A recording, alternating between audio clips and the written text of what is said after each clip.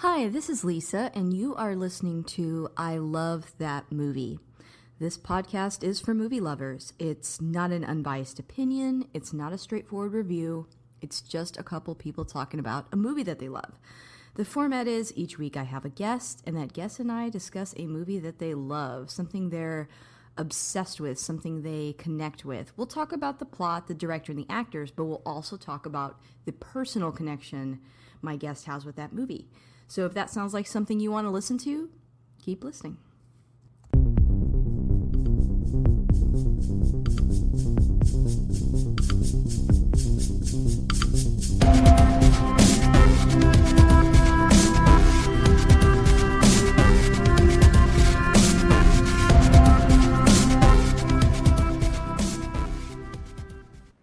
Hello, this is Lisa.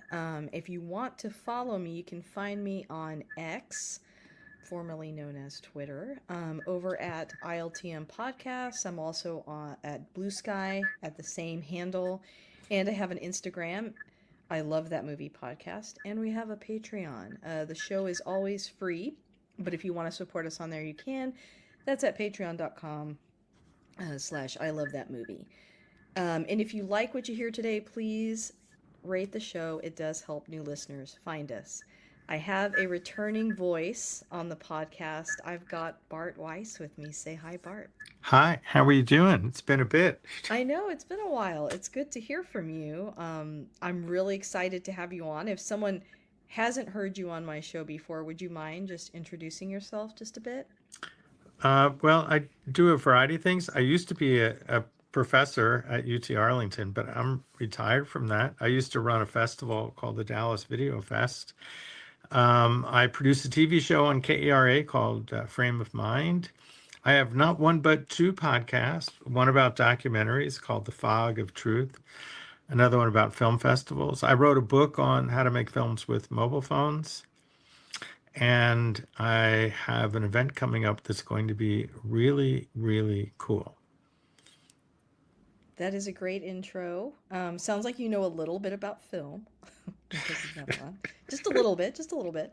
But I am so excited to talk about this event that we're going to be speaking about today, and devastated that I won't be able to go to it. But I Oh, want. no, I know, no, I no. know. My grandmother is turning 100, Oh my God. so I am flying to South Texas to see her. Otherwise, Oh, there would be no way I would miss this. So, enough about me.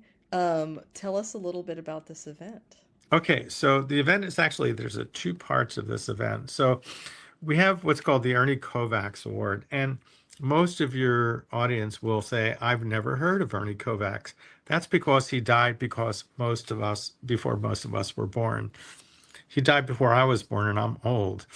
But Ernie Kovacs was an early pioneer of television. So back in the early days, when people were radio comics, they would do TV shows where they would just get up in front of a curtain and tell jokes. And Ernie Kovacs was the first person to use the microphone, the camera, editing, lighting, sound effects to tell his jokes. So he very rarely just got up and told a joke. He used the medium of television. And pretty much everything that you see on late night television is derivative of Ernie Kovacs. So many years ago, we decided we wanted to do an award, and we thought, well, let's do an award for Ernie Kovacs. And as a matter of fact, I mentioned that, I ran this festival, the Dallas Video Fest, for many years. The very first program at the first Dallas Video Festival was Edie Adams, Ernie Kovacs' widow, presenting the work of Ernie Kovacs. And that's how we started our festival in 1987. So the idea of like showing people who are working in the vein of Ernie Kovacs was something that we really wanted to celebrate. So we started that, and every year we bring in somebody fascinating, and we brought in all kinds of fascinating people over there. We've had several people from Monty Python, which is kind of amazing. Yeah. And, as the person who does this, I get to sit on stage and interview these people, That's so which is great. so incredibly cool. And to meet them, who would have thought that I would have met John Cleese or any of the other great people, or Michael Nesmith, or last year Jerry Casale from Devo, which was incredible, Wow. um, or Al Franken, which was just an amazing, amazing event. This year we had Fred Armisen. Whew, so cool. And right, is there anybody who is cooler than Fred Armisen right now? I don't know. I don't know. Like, I've been to a couple of these awards, and by the way, forgot to mention that this is just right up my alley. I love movies. I also love comedy, and I listen to a lot of comedy podcasts. I watch a lot of film. I was very excited when you had the kids in the hall. Oh God, that was great. That was so wonderful. The pictures with them just made my life. I don't know. And then Amy Sedaris and Oh John Cleese, of course. Like, and I even invited my dad to that. That was a really special moment for us because he's the one that introduced me to Monty Python, and so it was just It was just a great evening. So can't recommend this event enough. But because I love comedy so much, you pick all the greats, and Fred Armisen. I mean, come on, the man is incredible. yeah, Love Documentary Now, obviously his work on SNL, Portlandia, and just also a talented musician, just hits all the yeah. boxes. He's done so many things and doing research for this. I found out that at one time he played with the Blue Man Group, which is Really? yes. And there's so much in such a and Uncle Fester, which is like I he's know. so great as Uncle Fester, and all of the roles that he does, he brings something incredible to. And as somebody who loves documentaries, a documentary now is just so magnificent. And the thing that for people who don't study documentaries the way I do, they really studied, and the props they have and Yeah. all of the things they have are really smart and thoroughly researched, and which makes the humor just even better and better. He just there's nobody quite like him that has done Mm. so much. I mean, there are many people who've been on Saturday Night Live who've done a bunch of things, but he was on for a long time. I think he's been in the second most skits of anybody on Saturday Really? Night Live. Yeah. And Portlandia was just such an amazing show, just because of, it really captured that time, and Portland, and you looking back on it now, given the politics of what's going on, there was such a sweetness in that that's kind Yeah. of missing, and it resonates even deeper. It's that city government cared. The mayor character was just so funny, and uh, yeah, I mean it's about people caring maybe too much. Yeah, I would say that the thing that I always loved about Portlandia is I felt like it was making fun of me in the nicest possible way. Right. Like I very much identified, I think, with the sort of the profile that they were kind of picking on. Like, these Yeah. people are a lot, but they care. They're nice people. They're just kind of a lot. And so really, really loved that show. But yeah, I agree with you. I'm also a big SNL fan, and Yeah. he just did so much. I mean, I don't know who else to compare him to. I would say another comedian I almost love just as much as Bill Hader. Yeah. And I think Definitely. they both are very thoughtful, very intentional, and careful about the projects that they pick. It's not like they immediately go to like a blockbuster. They've just put so much time and care.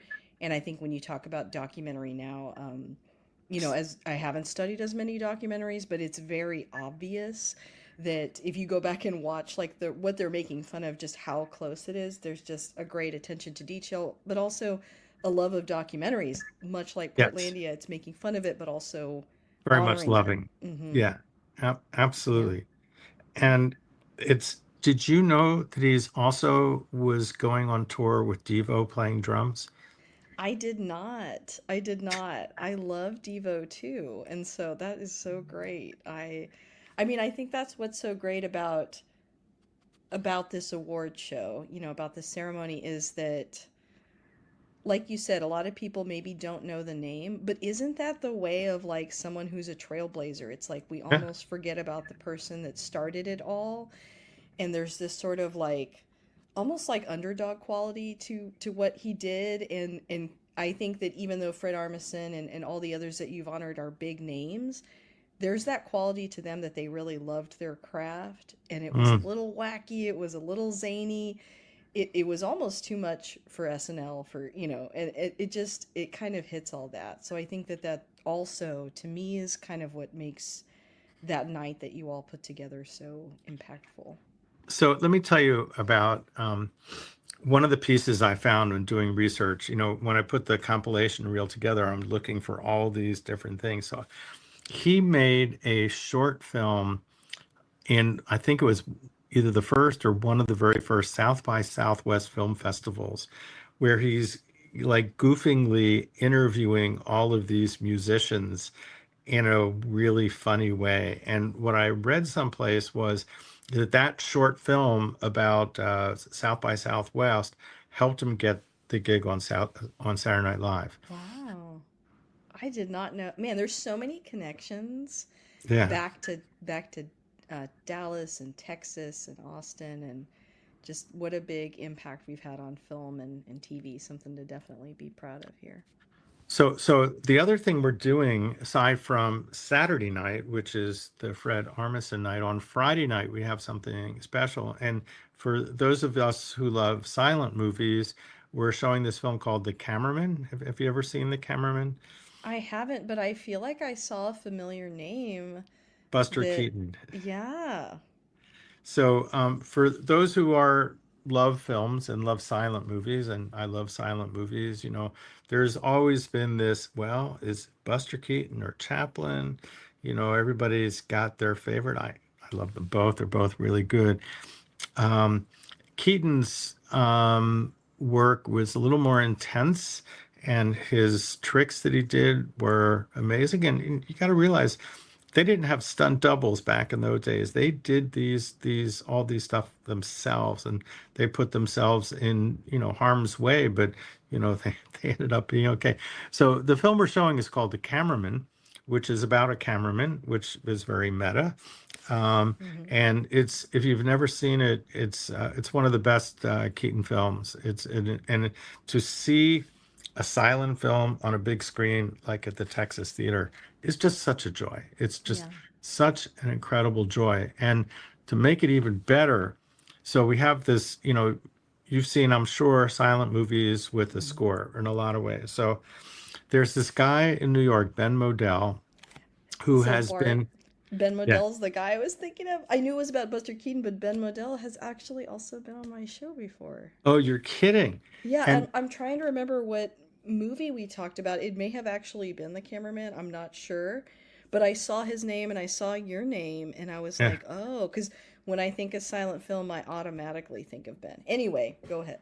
Well, first of all, so Ben is a mensch. He's just an incredible, he's giving, wonderful, incredibly talented. He has a book, but one of the things you probably don't know about Ben is he is also an archivist and one of the world's experts about Ernie Kovacs. And Wow. so he will actually has a book that he co-wrote with Josh Mills that they'll be selling at the event. But so he's coming down and he will be performing on Friday night to the cameraman. And there are a lot of people that can do scores live, but Ben is like at a whole nother level. He's the Yeah. guy who plays at MoMA and he travels around the world playing for this. And we have him here in Dallas. And I swear to you, if you see this, this will be like one of the best experiences you've had with a silent film and a live score. Ben is just, yeah, he's amazing. Yeah, I have to agree. I've talked to him, and I think I saw a silent film live with the score. It might have been because of him, certainly probably because of our mutual friend Kelly. Yes. But I think you're absolutely right. There is something different about actually being in the theater and experiencing something like that live. It's really a special experience, and I would agree that Ben Wendell is the person you need to see. And I also have to give a shout out to the Texas Theater, who does oftentimes have silent films, and they have 35 millimeter film projection. And, there's an art form of seeing a silent film with an audience. And a lot of cities don't have a place where that happens very often. And it's very easy. There's so many films out there and so many places to go see them. But the Texas Theater is a truly remarkable experience. The people who run it really care about having good films and in bringing films that are difficult or different or foreign films or all kinds of things. And they also support the film community really well. It's not like when you're doing an event, there are some things you do where it's like a corporate thing, and then you got all this paperwork to deal with, and they're just kind of annoying, and they don't get what you're trying to do. And when you're doing things at the Texas Theater, they really want it to be the best thing possible, and they're like really there to help us out, which is really kind of an amazing thing. Yeah, I think that the Texas Theater is a very special place. Every time I'm there, I'm like, I hope this never goes away. I love for lack of a better term, I love the vibe here. I like the Yeah, people that come. And I think the more that you go, the more you run into the same people, and it starts to feel like a little club of people that absolutely. just really love movies. It's such a And unique space and historical as well. if you've never been to the Texas Theater, come a little early or stay a little late Hmm. and hang out at the bar, because Yes. there'll be some people who are interesting. There's one guy who I swear every time I've been there, this guy is sitting there having a drink. But it is a kind of community. And did you know that the Texas Theater folks are having a new theater in Denton that they've restored that's going to be open No. soon? And that theater not only will have 35 millimeter, but will also have 70 millimeter projection. Wow. In a time where sometimes I feel like a lot of these little places are going away, even though they're historical, I think that's so important that that work is being done. I was in Fort Lauderdale last month, and I saw a little old theater. It said Cinema Paradiso, like the Yes, movie, like them. and it was in Hollywood, Florida, and I guess there's a history there that I don't know a lot about. But I saw a little theater that looked like maybe they were showing some things that looked partially closed. I don't know, but it just anytime I see that, I get so sad. So anytime I hear about a restoration or a place that's still open that has like a history like that, I think that's just so important. So there actually is an organization of theaters like this called Art House Convergence. And so all of these art house cinemas gather in the summer in Chicago. And, we all learn from each other. It's like, oh, you do this. Oh, we do this. What do you do for that? Where do you get your, this from? And it's really kind of cool. And then the distributor's there, so you can sort of see what they have coming. And it's really kind of a cool thing. So anybody who's really interested in art house, come to Art House Convergence, and you will learn all kinds of crazy things and meet all kinds of people who love cinema. I love that. That's a wonderful tip. To kind of bring it back to the event that we were talking about earlier, I don't know that we've talked about where to buy tickets, Oh, and things like that yet.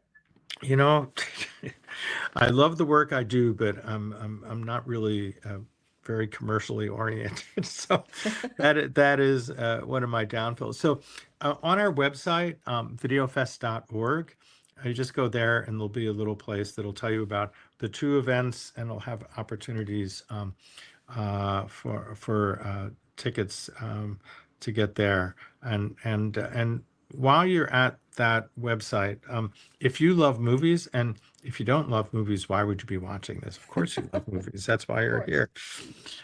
So every week I do a newsletter where I write about films that are coming to Dallas or things that I think are interesting or things you need to know about. It's free, and it goes to over 4,000 people, and it you never know who reads this thing, but there are really interesting things out there, and I try to sort of give you my unique take to what's going on out in the world.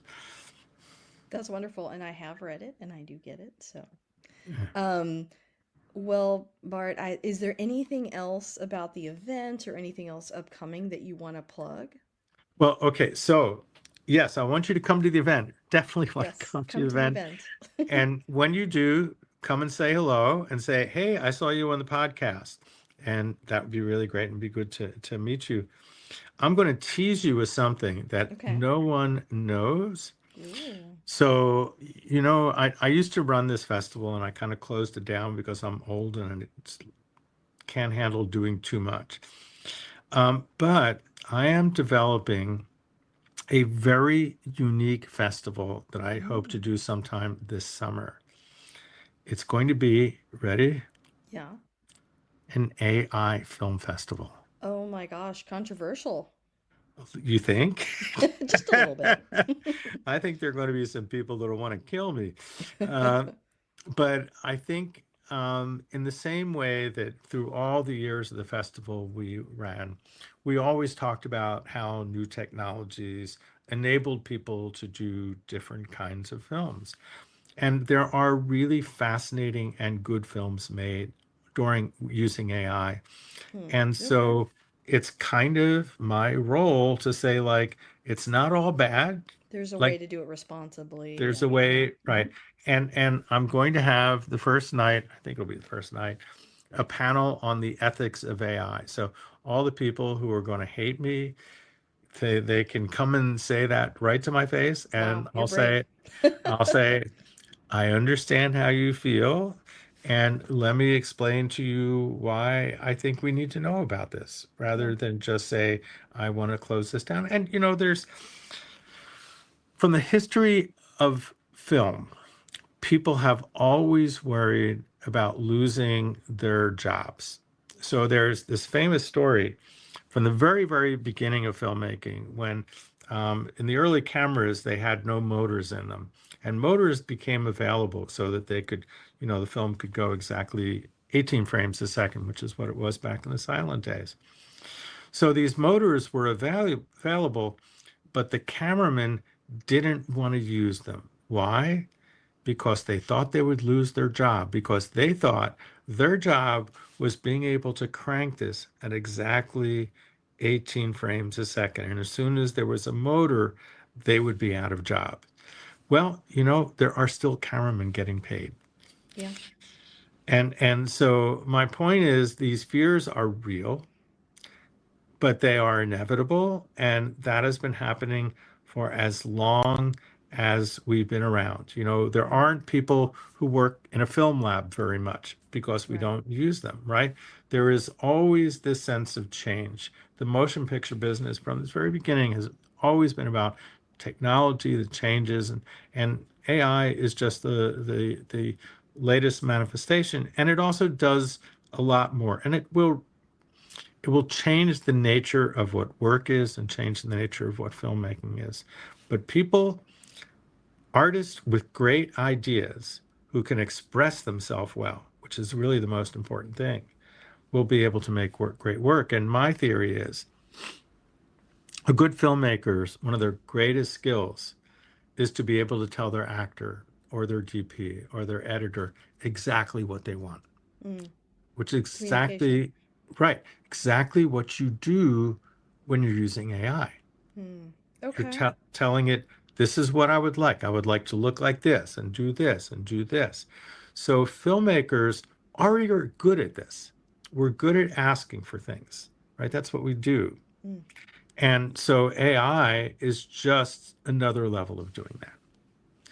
So little did you know when you woke up this morning that you would be having a conversation about AI on your podcast about movies. Well, I love conversation, and I think your analogy about the cameraman, I mean, you could apply that to when computers were introduced, Yeah. and so many other things. So I'm interested. I'm Yeah, interested to hear, and I think it's a good idea to be invested and ahead of, or to learn about things that are changing to inevitably, be like you said. curious about Hmm. what is the good, what is the good work? What is it? What it makes? What's the difference between something that's bad and something that's good? And yeah, and I'm also thinking of having a hackathon where we do a little workshop and then everybody gets to create a little bit. Oh, that sounds fun. Well, I loved the 24-hour Right. Video movie race. contest that you did. Yeah. So that sounds like right. It sounds like no matter how far, you said you're retired, but you still end up teaching somehow in some different way. So that's great. Well, I guess that brings us maybe to kind of the end of our conversation here. Is there anything left to kind of plug, or one big takeaway that you want to express, before I do have we something close? else to plug. I Okay, do have a great. book about making films with your mobile phone. So I if love you that. want to make a film with this, Uh-huh. because you have this in your pocket, and there's no reason not to, it's called Smartphone Cinema, Making Great Films with Your Mobile Phones. Okay. And it's really a nice guide to how to go about doing that.